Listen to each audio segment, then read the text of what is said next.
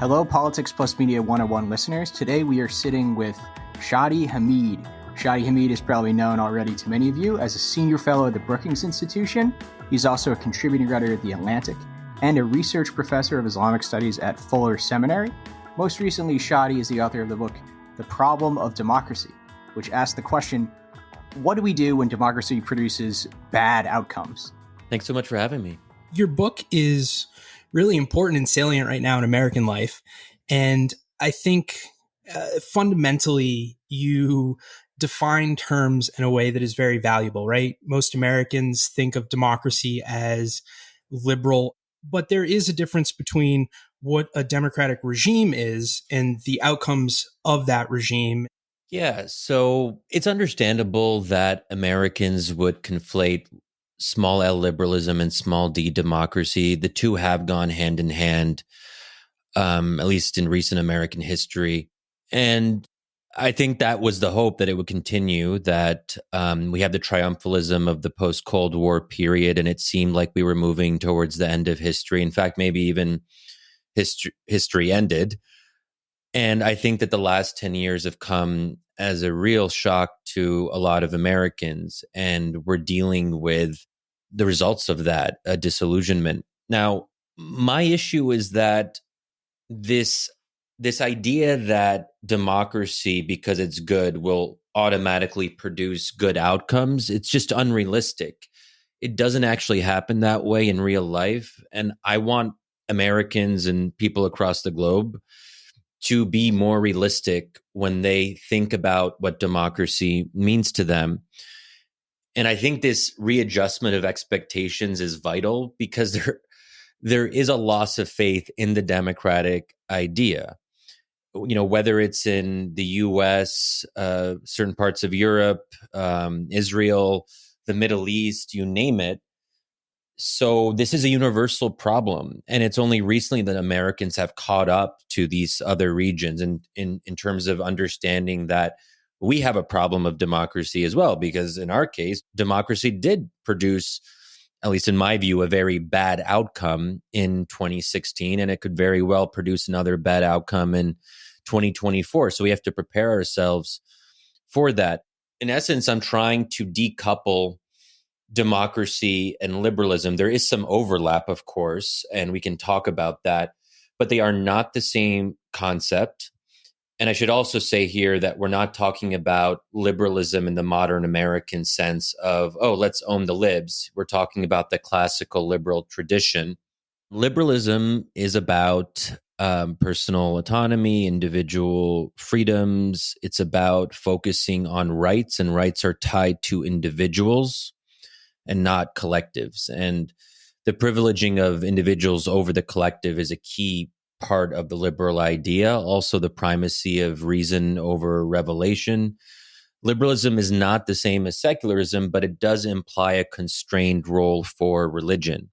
So you can believe in what you believe, and there is freedom of religion. But most liberal theorists are cautious about the role that religious justifications play in public and political life. And famously, John Rawls was quite cautious about this, saying that you can have your quote unquote comprehensive doctrines, but when you speak in the political arena, you have to make your arguments intelligible to non-believers. So in effect, you have to use secular justifications. And also, you know, liberalism does entail some move towards gender equality, minority rights, and so forth. So there's a big package of things here. And I think it's asking a lot when we say that, oh, you people, if you want to believe in democracy, you also have to believe in all these other things in a broader package. I just think that it's ultimately a non-starter and it just doesn't work. That's not the way democracy plays out. So then what is your definition of the form of democracy that, you know, would be more healthy for the United States to promote around the world? What is democratic minimalism? Exactly. That's what I try to lay out in the book.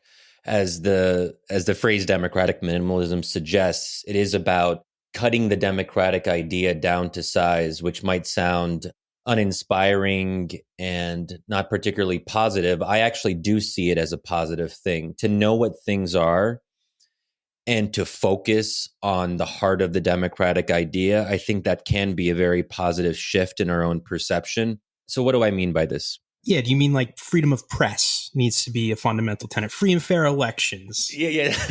Yeah.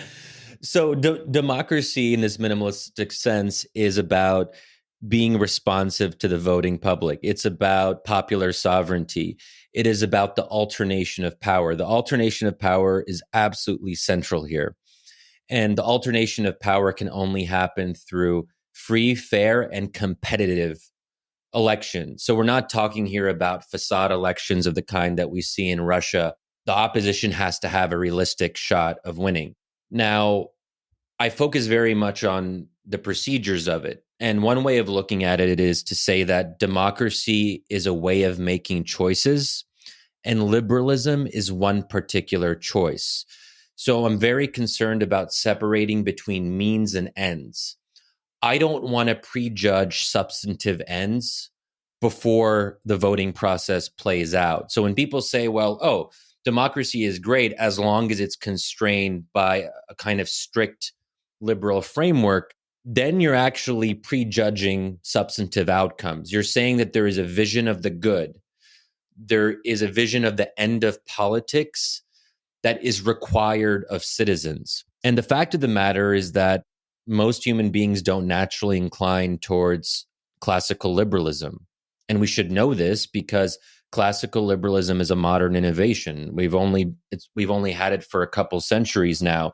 So for, I guess, like the entire span of human history until pretty recently, we know that human beings did not naturally incline towards liberalism. So I think it's asking a whole lot to say that we found the answer and now we expect everyone to get on board. And in effect, we're trying to force people to be free, which is self-negating in my view. Shadi, I've got a question about the kinds of situations that actually would qualify under these standards as being democracies, as achieving the standards of democratic minimalism, as you characterize it.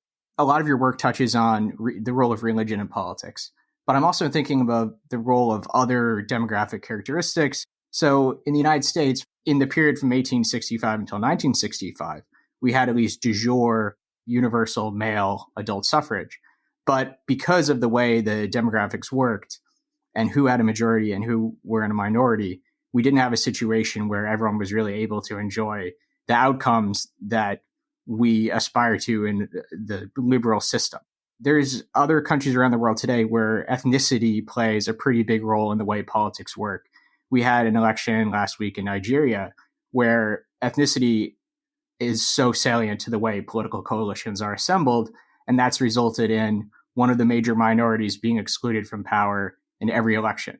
So even though we have term limits that have kept leaders from staying in power longer than 8 or 9 years, we still have a situation where there might be a transfer of the person in power, but maybe not a transfer of the categories of people that enjoy the benefits of power. We've also got situations like in Lebanon or Ethiopia or Singapore or Malaysia, where there's rules about the types of people that can be in power based on their demographic group. And we still got some competitive politics there, but the deck is stacked in a certain way to benefit people in certain categories. So a lot of these situations might seem like they do actually reach the standard that you've characterized as being the standard of democratic minimalism, because you do have competitive elections, you do have transfers of power, but there's still situations where minorities aren't really benefiting from liberalism, even if they live in a democracy.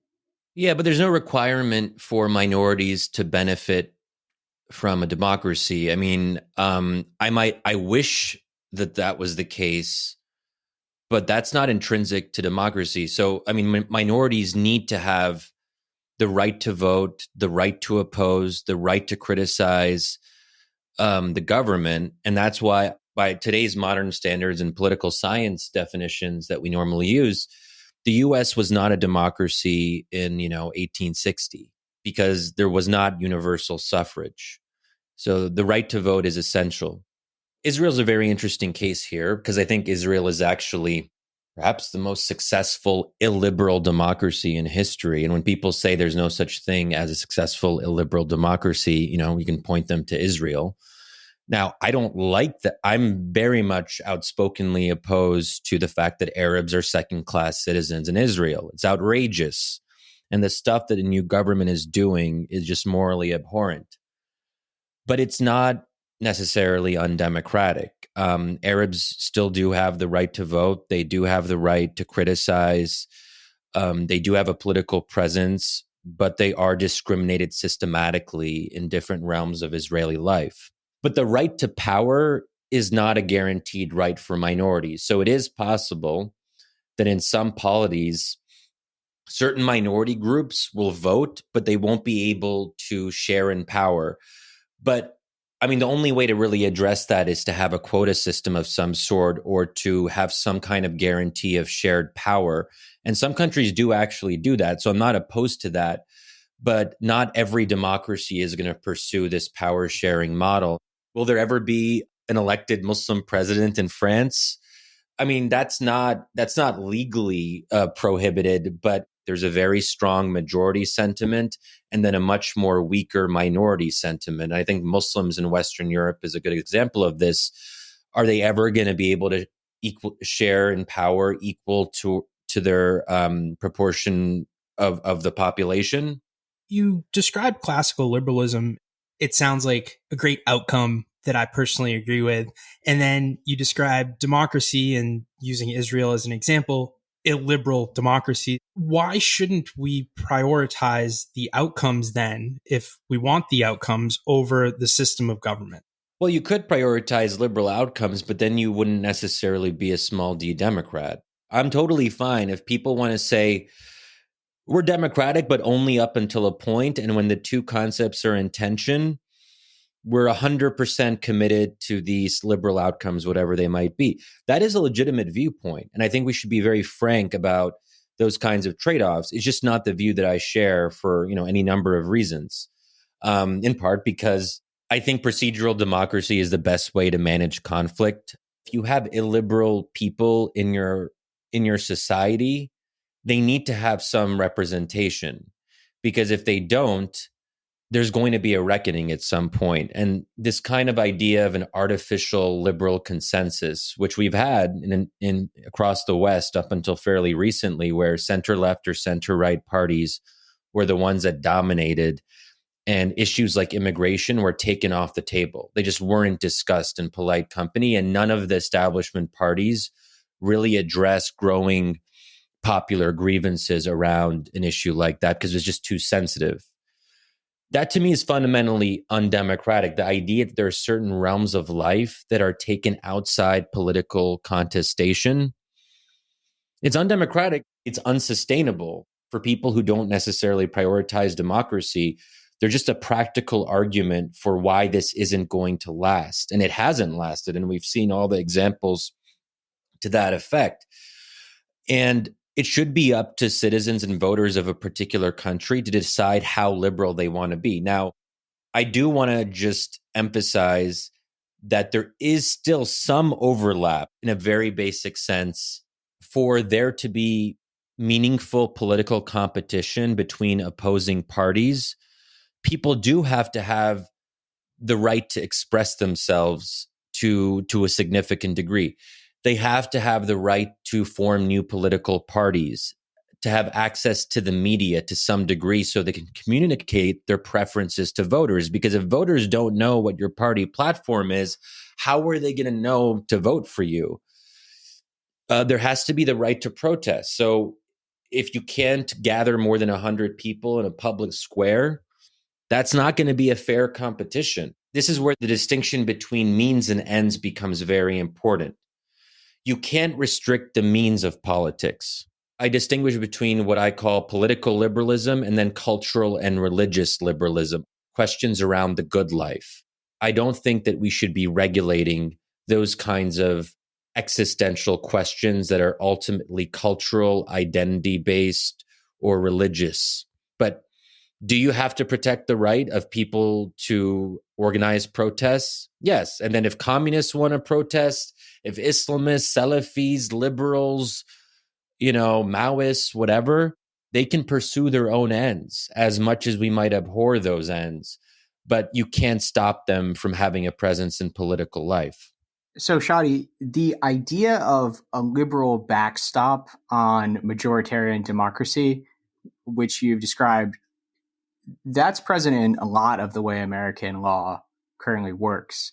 You gave a lot of examples. And in some cases, the liberal backstop on majoritarian democracy you've indicated is necessary to maintain democracy when it comes to the First Amendment rights in particular. But there's also a liberal backstop in all these other areas. It's the cultural kind of backstop, the de facto backstop, the way the political machine operates that keeps us from addressing things that the majority feel strongly about, like immigration. But then there's other actual legal backstops, actual de jure backstops that we put in some areas. So abortion is probably the example that would come to mind right away. It seems pretty clear that your argument is that, the Roe v. Wade decision was probably a judicial overstep, and it should have been up to the public to vote on that area of policy. I also, though, am thinking about legal rights, things in the criminal justice process, stuff about search and seizure that's in the Bill of Rights, the rights to an attorney, the Miranda rights. How many of these liberal backstops are necessary to maintain democracy, and how many of them are just part of the core values that our system has developed, even if the majority might not value them as highly? It's probably best to think about liberalism and illiberalism as a continuum. It's not a binary either or. You have to work within the constitutional or legal framework in whatever country you're in.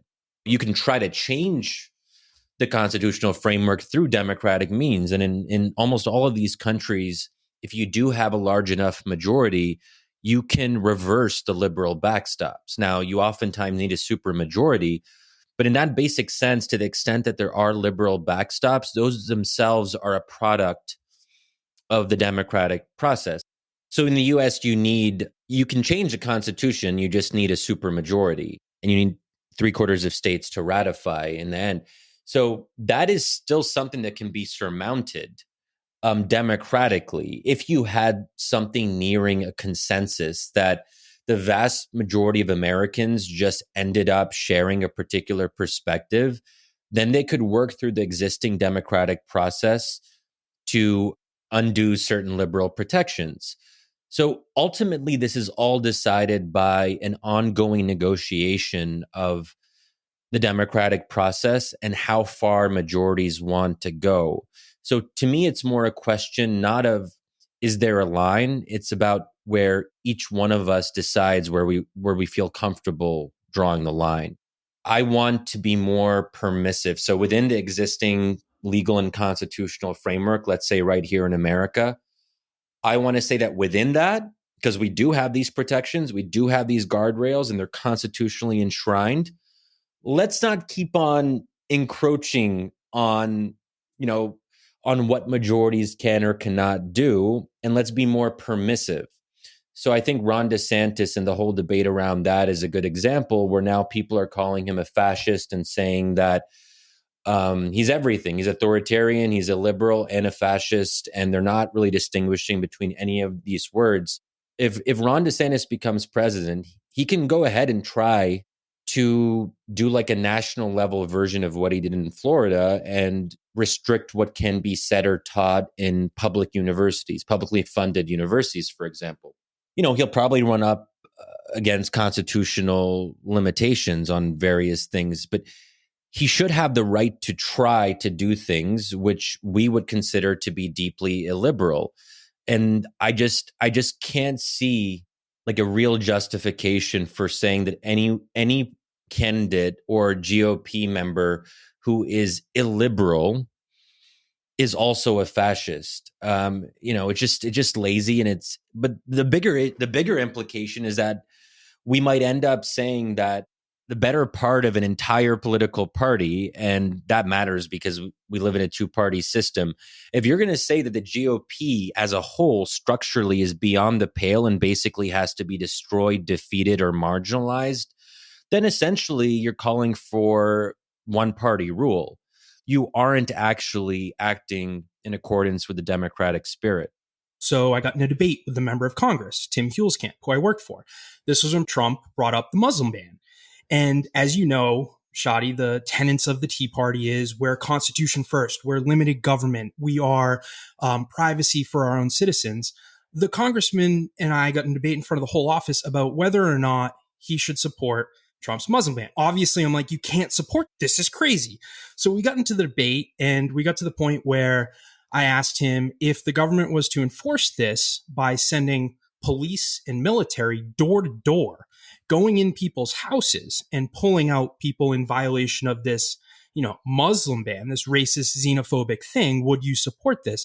And his response was yes. And my point is that I think that a lot of the Tea Party, House Freedom Caucus members are not only illiberal, but they are willing to use the law to get to the ends that they want.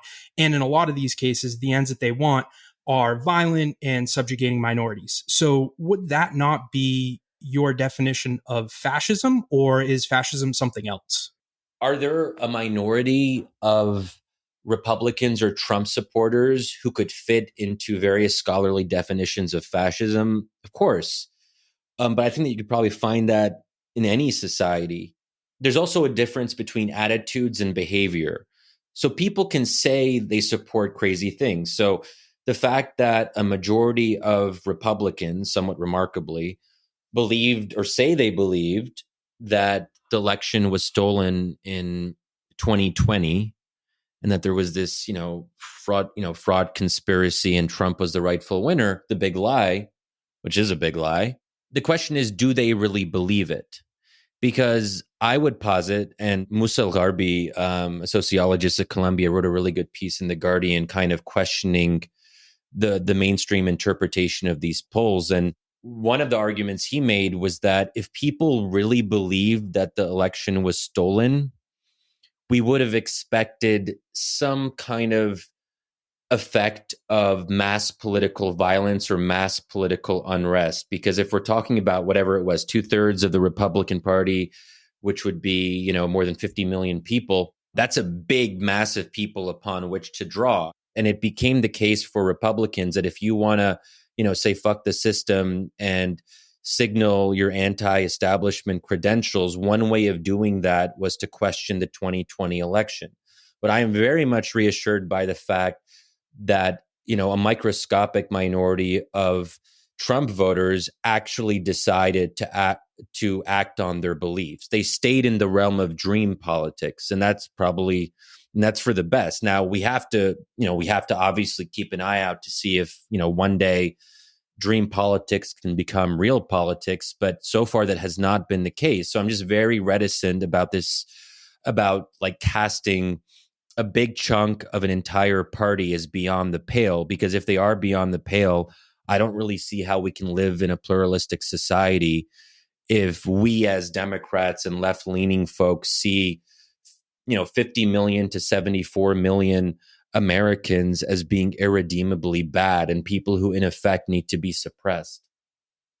Shadi, I've noticed that you've often made this argument in different kinds of fora, in magazine articles, television interviews, in the book. And I think that a lot of Americans are kind of missing some of the key context for why this argument makes sense and is such a salient one for you. And that's because this problem of coupling between democracy and liberalism is so ingrained in the US way of looking at politics. And to understand how these things are sometimes in conflict, you really do need to look at the other examples. And I know that the example that's especially resonant to you from your work and writing is the Egyptian Revolution. This was a situation where the majority were social conservatives.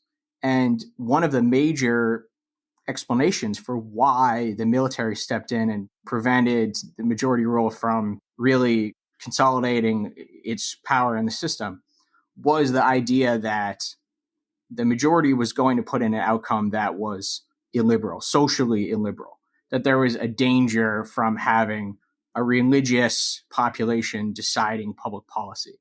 And this was an argument that was made inside the Middle East, often by leaders of countries like the United Arab Emirates, Saudi Arabia, and eventually the new military regime in Egypt. but it was also made to an American audience in Washington to explain why the counter-revolution was going to be in U.S. interest. And I've seen in a lot of your writing how much this aggravates you. And I think that some of your American critics are really missing this. For example, in your debate with Mehdi Hassan, it was pretty frustrating for me to watch because I could tell some of the historical examples that were informing your perspective. Mehdi was missing the entire thing, which disappointed me because I know that he had actually worked in that part of the world himself and should be able to put that together.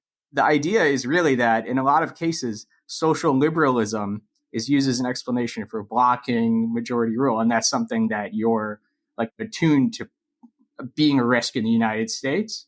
Yeah, exactly. So, you're right that if people don't really have more context as to how I came to my beliefs on these obviously difficult and controversial issues, they'll assume the worst and they won't really understand where I'm coming from. I do try to explain it as much as I can. And, the book does spend a lot of time laying out those premises and looking at these cases in the Middle East. And as listeners will know to some degree, Islamist parties, in other words, parties that want Islam or Islamic law to play a central role in public life and politics, those were the parties that either rose to power or did very well in various elections across the region during the Arab Spring. So this was a very tangible set of cases about what happens when mass politics and liberalism come into conflict. And in the case of the Middle East, it was actually so-called liberals and secularists who were the anti-democratic forces. And they justified their opposition to democracy on the basis, basically, and I'm not even really being hyperbolic here, that the masses are basically too pious, too backwards, they're not well educated. They don't know what's best for themselves or for their country. And it is the role of better educated, more liberalized, perhaps, Western influenced elites to make the important decisions. Something as important as the future of a country can't be left to the masses, in other words, right? And, we saw the destructive outcomes of that, the end of democracy in Egypt, and now we're seeing the end of democracy in Tunisia, and there really aren't any remaining bright spots from the Arab Spring. And quite a bit of it has to do with this fundamental divide between Islamists and non-Islamists. And I would also just, put a finer point on it. If we look at the empirical record historically, secular and liberal parties have a significantly worse record when it comes to respecting democratic outcomes than Islamist parties do. And that might be hard for people to get their head around, but that is the case. So I'm very much influenced by that experience. And when I came back to the US in 2014, after being in the region during, much of the Arab Spring period, I noticed, somewhat to my surprise, that when Donald Trump started gaining traction in 2015 and 2016, I heard echoes of what liberal and secular elites said in Egypt when the Muslim Brotherhood was rising. Surprisingly similar language in certain ways. I don't want to exaggerate the commonalities there. The echoes were real. And so in Egypt, when Mohammed Morsi of the Brotherhood became the first, elected president in Egyptian history, people were saying that fascism is upon us. They were conflating illiberalism with fascism, with authoritarianism. They were the ones. They were the arbiters of what was just and good and right. If democracy was on the other side of that, so be it. But I should say that these were people who said they believed in democracy in theory. The problem with democracy is that everyone says that they support it for the most part. But it's one thing to support it in theory, and it's another thing to actually be comfortable with it in practice when it produces these outcomes that are not to your liking. And I think that, again, not to overstate the similarities here, but I started to become just instinctively quite uncomfortable with how my fellow, left of center liberals started talking about Trump before he won, but also after he won, and before he really did anything like terrible. Like literally, as he steps in, there's an effort to delegitimize his presidency, even though he won through the accepted means that we as Americans had agreed on, for better or worse, electoral college. I see Russiagate as the first gambit in a vicious cycle of delegitimization. Obviously, Republicans took it several steps further in 2020, and I don't want to draw a moral equivalency. And I've only ever voted for Democrats my entire life, and I don't expect that to change. I saw that on my own side, and it felt that people were animated by a fundamentally undemocratic impulse when it came to Donald Trump, and not being willing to respect the fact that he was going to be our president, as much as we hate him, for 4 years. So I want to take all of this and I want to put it back into this US example, kind of with all of this context in mind.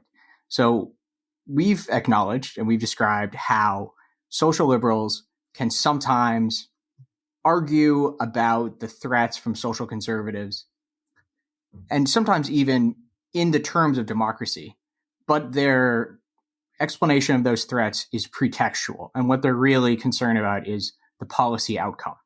That's something that we're attuned to. We have to be careful that can happen. We've seen examples of where it's happened in Egypt, in Tunisia. We're going to look back at the United States with that in mind, right? So I want to put this to you now, Shadi. Many of the harshest critics of Trump are people who are actually socially conservative in a lot of ways. Your colleague at The Atlantic, David Frum, on the issue of immigration has demonstrated that he's quite conservative and remains quite conservative.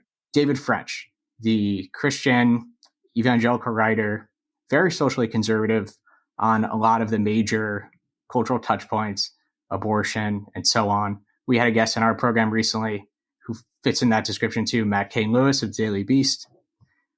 The arguments that these gentlemen, and also ladies, and Applebaum probably is in this category too, make about Trump are not pretextual about policy outcomes, are they? They actually prefer some socially conservative policy outcomes. The arguments that they've been making about Trump actually have to do with democracy in the same terms that you're concerned about democracy. What they've been worried about with Trump is the way that he might subvert majoritarian outcomes. And that's part of what the big lie was about, wasn't it? It's not just about the possibility that it could get people up in the streets turning violent. It's also about how, through the white collar process, the Trump legal team and Trump's campaign apparatus and Trump's political strategists could try to undermine the majority rule in that election by subverting democratic processes through their own pretexts about how democracy is meant to work. So if we look at the arguments that these categories of people are making, we can see that it's not a fake kabuki argument about the dangers of social conservatism. It really is concern about the same kinds of things that you're so worried about. And when we look at it from that perspective, maybe we really shouldn't kind of downplay the risks that come from Trump and other candidates like him, but in particular him. Yeah, so I think that folks are on much stronger ground from 2020 onwards, but keep in mind that the delegitimization that I mentioned, that was primarily coming from Democrats from basically 2017, from the very beginning. Trump hadn't destroyed or attacked those democratic guardrails, and at least in my view, in any kind of significant or obvious way. So I get that people were afraid of that prospect. Trump is not a Democrat. I don't think there's any reason for us to pretend that he's committed to democratic outcomes.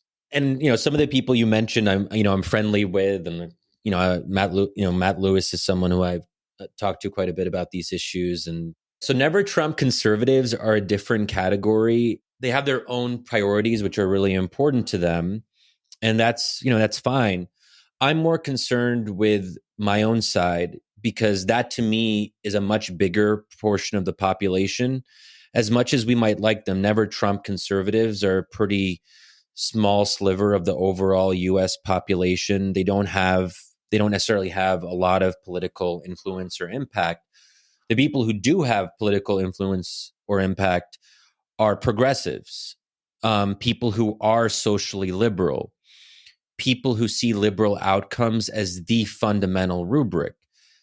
So I want to the extent that I can to try to provide an alternative voice on these questions from within the tent of the Democratic Party and those who consider themselves center left or left, because those are a lot of people. And I do worry to what extent Democrats or folks on the left would respect the democratic outcome as legitimate in 2024 if, God forbid, Donald Trump or Ron DeSantis won. They have a stronger argument for disrespecting the legitimacy of a Trump victory, because Trump is Trump and we've seen what he's capable of. But it's kind of scary to me that there's this kind of preemptive push to use the delegitimization language with someone who hasn't displayed those same anti-democratic instincts, certainly not to any degree close to what we've seen with Donald Trump. And here again, I return to Ron DeSantis. So this is a problem. It's worse on the Republican side. Don't get me wrong. But it's not my job to go around persuading Trump voters. I don't have a lot of access to them. I mean, I have a couple like far right friends in DC, and they tell me crazy things and I listen to them and it scares me sometimes. I don't, in terms of my media engagement, my articles, my writing, whatever I do, mostly the people who are listening to me are right of center, center left, or whatever. The Trump voters are not going to take their lessons on democracy from a brown Muslim, someone who still identifies as being somewhere on the left side of the spectrum.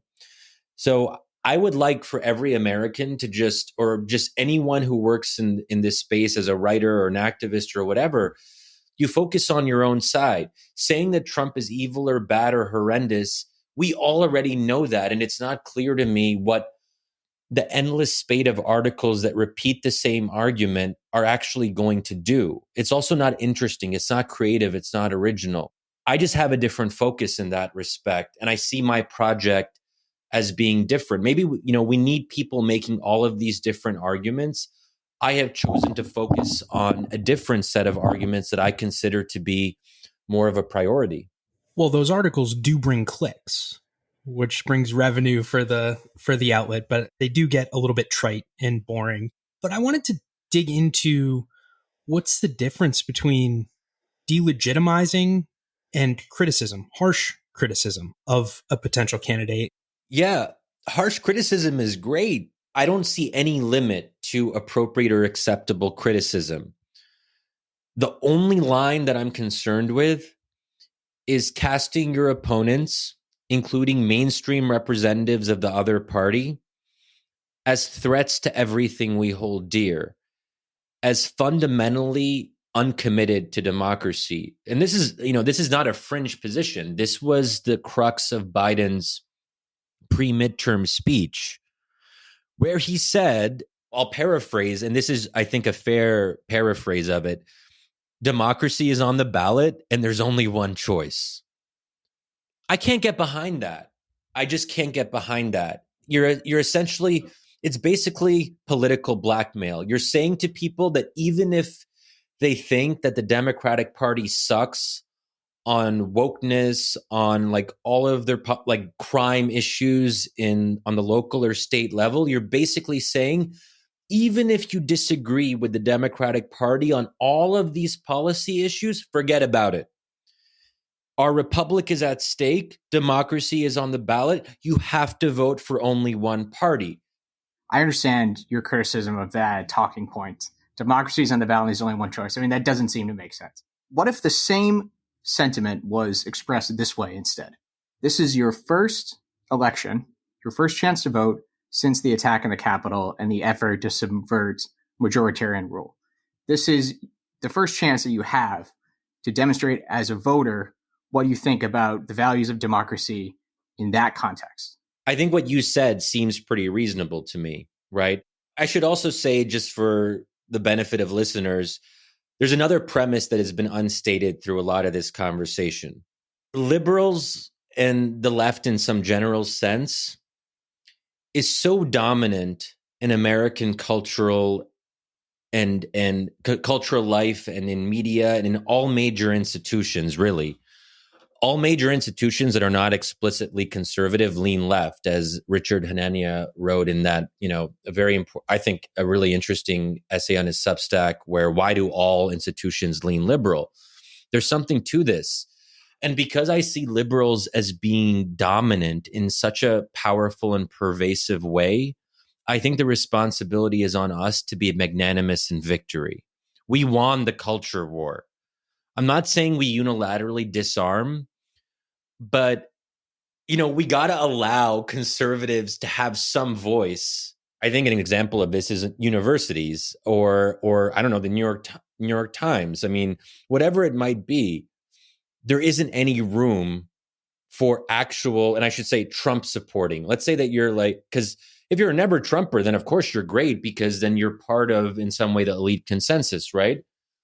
But this idea that we're not going to give voice or allow certain expressions that we deem unacceptable to be represented in corporations, universities, and so forth, that to me, I think shapes a lot of my view. We're winning, guys. We're winning.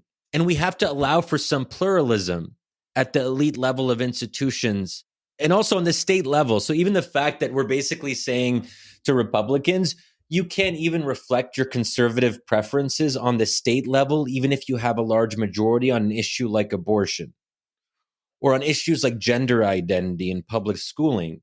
This is crazy to me. Let's just say that President Trump has autocratic tendencies. And let's just say that we think that the GOP with those tendencies is a threat. I see nothing wrong with what President Biden said in his speech, because from my perspective, the only way to reform the party is to ultimately have them suffer massive electoral losses and have these very, very bad, violent tendencies essentially censored. What would be your response to this? I mean, but that sounds very much like what I would propose. I want them to be defeated through the democratic process. I want to encourage Democrats to actually focus on winning on the local and state level instead of falling back on, obviously they're not going to fall back on it anymore. But for a long time, the Supreme Court was kind of used as a crutch and a security blanket. So liberals just got bad at making arguments in public life. They felt they didn't need to make those arguments. So what you're saying now, if we can deliver massive defeats by actually trying to reach out to more voters and peeling off sane Republicans, great. I just worry that with all this crazy hyper wokeness, it's going to be hard for the Democratic Party to actually expand its base of support. I mean, there's some speculation that the hyper wokeness is reaching a peak and maybe declining. I don't know. It's still probably too early to tell. But I do worry about that. And I worry about losing people of color. And we've already seen this with Hispanics. Tim Alberta's article on this in the Atlantic last year was excellent. But we're also seeing Arabs and Muslims, people in my own community who are saying this social liberalism, it's not that they're illiberal. It's that progressivism, apparently, never stops. It's always looking for more gains. And the stuff that would have been considered fairly standard and within the scope of the Democratic Party 5 years ago, if you say that, if someone says, a fairly traditional view on gender, that was a pretty standard thing among Democrats just a few years ago. Now we're going to call these people who are more quote unquote socially conservative and say that they don't have a home in the Democratic Party. That to me is just a recipe for limiting. The Democratic Party could really be a proper majority party if it just tried to be more sensible on these very, I think, charged culture war issues. And like I said, we already won the culture war. So then, moving away from Trump and the threat that MAGA is, who are the greatest threats on the Democratic side of the aisle? On your party, who embodies that threat that maybe is on the spectrum of the MAGA stuff. So I'm not someone who's going to like draw a one-to-one equivalency. Like some people want to do like a full-on both sides. Look, the Democratic Party is better than the Republican Party. Like there's no, so even someone like me who I see some of the hyper woke excess. It's unfortunate, but I'm not a one issue voter. So I'm not going to vote for Republicans just based on that. Now, I have friends who tell me that, Shadi, if you want to actually put an end to the wokeness, including in ways that really matter, such as in public education. I don't have kids, so maybe I just don't feel that level of intensity yet. But they tell me like the best thing for that would be a DeSantis victory. That is the only hope for stemming the tide of the woke takeover of everything, basically. And I guess they would cite something like the Biden administration's new national DEI strategy, diversity, equity, inclusion. I mean, all this stuff is a racket. It's nonsense. And we've let it really get out of hand. And they would say like DeSantis is the answer to that. But I'm sorry. I have other commitments and I still have hope in the Democratic Party. And I think there's a growing number of non-woke Democrats who are speaking out.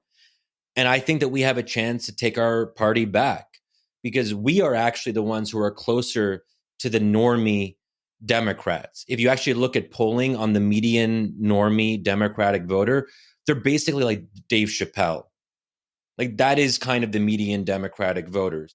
I don't share Dave Chappelle's sort of seeming obsession with trans issues. I do find that a little bit weird, but I think we just have a distorted view of what Democrats really want and think because we hear a particular sliver of the Democratic Party that is not actually all that representative. Let's be straight up. A lot of these people are hyper-educated white liberals. They're the problem in the Democratic Party. They're the ones who are out of control. That's why I think brown and black people are probably going to be the ones who need to counter this. And I am seeing more and more signs of that. Not to say that the fact that they're white is a problem. It just happens to be that really educated white liberals have crazy ideas on social issues. Shadi, I want to ask you a question that does have to do with these hyper-educated white liberals. It's also connected to something that you said a minute ago, which has to do with the Supreme Court. John's a hyper-educated white liberal. I mean, it's true. I'm as white as it gets. This is only audio recording, but just imagine a piece of A4 printer paper and you've got a pretty good idea. And yes, I did live for 8 years in the Middle East, everybody, and I survived, but we had excellent air conditioning in Abu Dhabi. And that goes back to, the pothole theory and all this stuff that is a whole nother conversation with that. But anyway, my ears perked up when you talked about leaning on the Supreme Court as a crutch, because I thought this was pretty interesting. It's the idea that knowing that the Supreme Court had a liberal orientation made American social liberals worse at convincing voters of their values. And so the most famous example of this is one we've already mentioned, which is Roe v. Wade. We can also look to Obergefell, another recent one that a lot of Americans kind of would have top of mind as an example of this. But it really goes back to the mid-century, right? The Earl Warren Court, the Rights Revolution, the Constitutional Revolution. And this includes cases that are really fundamental to the way American society works now, like Brown v. Board, like the Miranda rights decision, Miranda versus Arizona, like Loving versus Virginia, which prevented states from putting in bans on interracial marriage, like Griswold versus Connecticut, which gave people an absolute right to get contraception in some form in the country. And I think that according to this kind of argument, it was actually really wrong for the Supreme Court to weigh in on a lot of these issues. And in the long run, maybe it was even counterproductive for social liberals because they could have convinced the voters of these issues and achieve these policy outcomes through elections, through the political process. But I mean, think about all the decades that might have been lost for people who benefited from these rights as they came from the Supreme Court. I mean, what was achieved in Brown v. Board in the 1950s might not have been achieved through the democratic process for another 20 years. So I think that when it came to making sure that Black people had a right to vote and a right to be citizens, that to me is non-negotiable.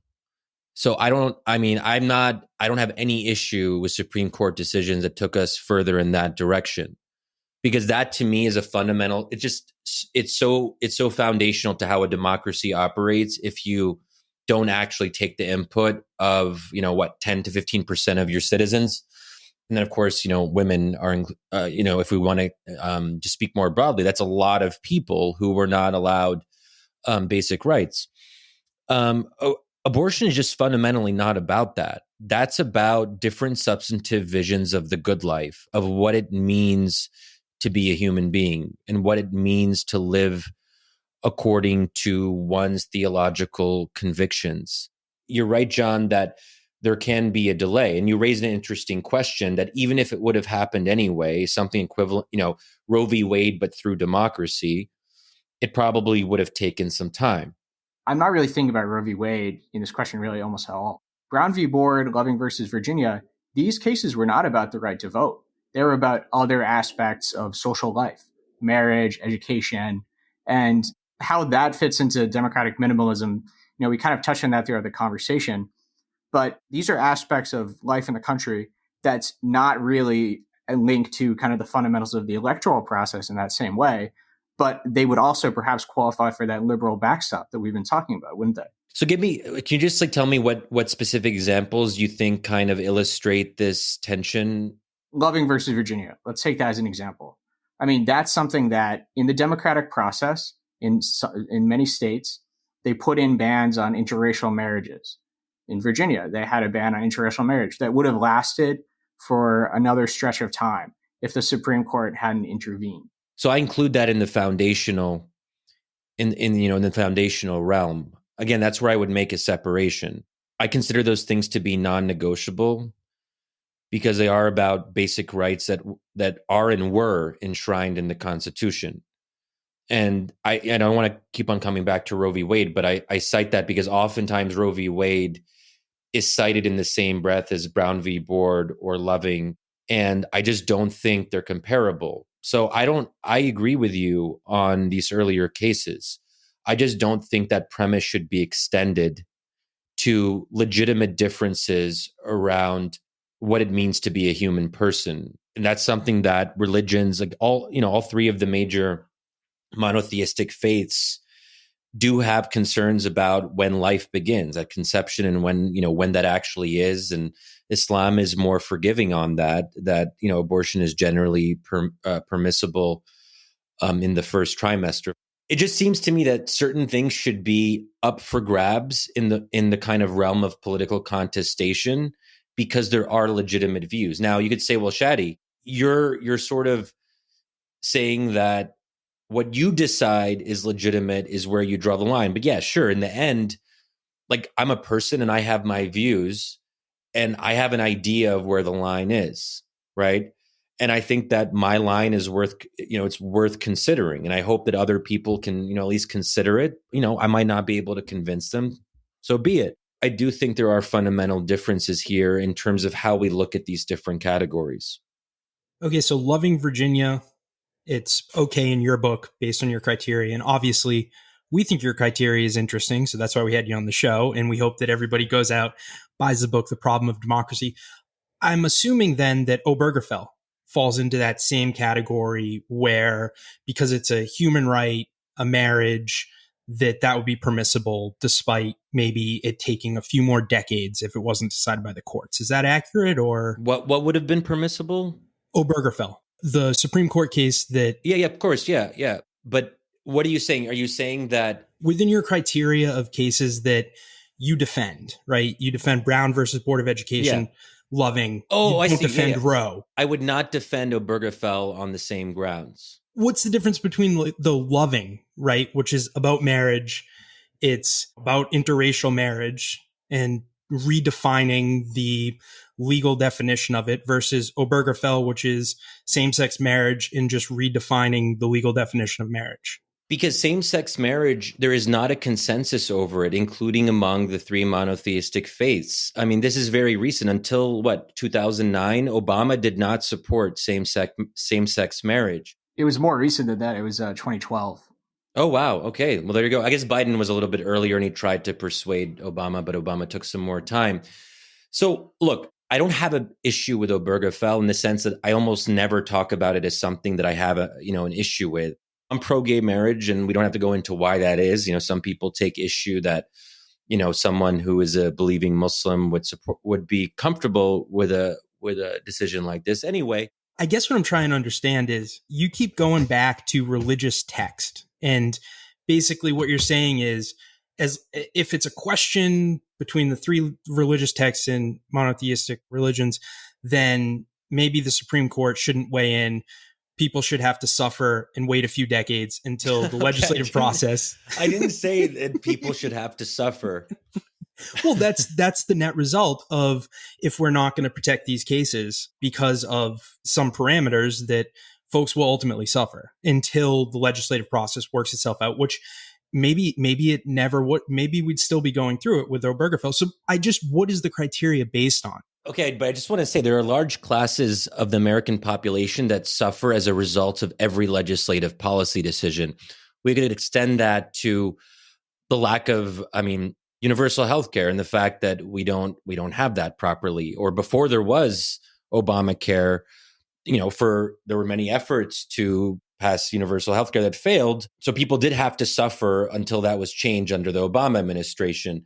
So I'm not sure I really suffering as being the litmus test. So then how would we pass any legislation? Well, no, I'm just being dramatic, and you picked up on a good word to kind of poke at. But what is your criteria? Is it based on what is religious consensus? So if there's, some type of, in the three different texts, they were to say that gay marriage is okay, and the Supreme Court were to decide on that. I don't think unelected bodies should decide on the substantive ends of the good life. The fundamental questions that relate to religion, culture, and what we hold most dear, which is our fundamental beliefs about the nature of existence, about what is transcendent. And the orthodox position in Islam, Judaism, and Christianity is not pro-gay marriage. So we're basically saying an unelected body of judges is going to decide on something that where the mainstream and each of the monotheistic faiths are not on board. That to me is a very clear case of an untenable situation and of judicial overreach. That's not to say that the judiciary can't do that, but you can understand why tens of millions of Americans who hold to these basically mainstream Orthodox religious views might feel like they're being marginalized, that they don't have an opportunity or the freedom or religious freedom to express their own convictions in public life. And now you have a litmus test. So if you're someone who publicly opposes gay marriage, you're going to have serious issues in public life, but also in certain employment. Religious liberty is an issue, and this is being litigated on to what extent can, religious people actually through businesses they're part of or through employment, to what extent can they actually reflect their religious preferences in this way? I think religious freedom is also something that is protected, and there are trade-offs, and good things don't go together. But why not let the American people, through their elected representatives, decide on these very contentious issues and decide on them to whatever extent possible on a local or state level? Because if you have more conservative populations in certain states, they're going to have a different sense of where the line is. And let's give them some more autonomy to decide what is appropriate in their own context based on their own beliefs. And then, liberals can do the same and implement crazy woke stuff in their own states. I think what I'm looking for is a settlement. We're a deeply polarized society, which is fine. But I just think that if people are going to be really polarized, they have to come to terms with the existence of the other. And there are always going to be religious Christians who hold to some of these orthodox views around the family and marriage and conception, for example. And you're going to have Muslims and Jews who share, similar views on at least some of these issues. And they have to have a place in our society. And if we want to beat them, we can and we should.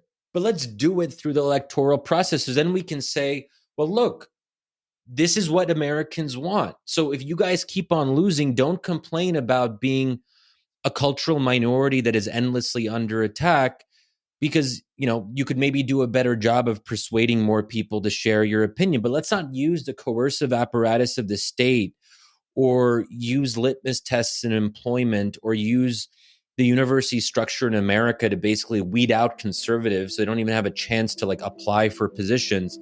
I think that is where I become quite uncomfortable because it takes it outside of the realm of contestation. And I think that what is democracy about?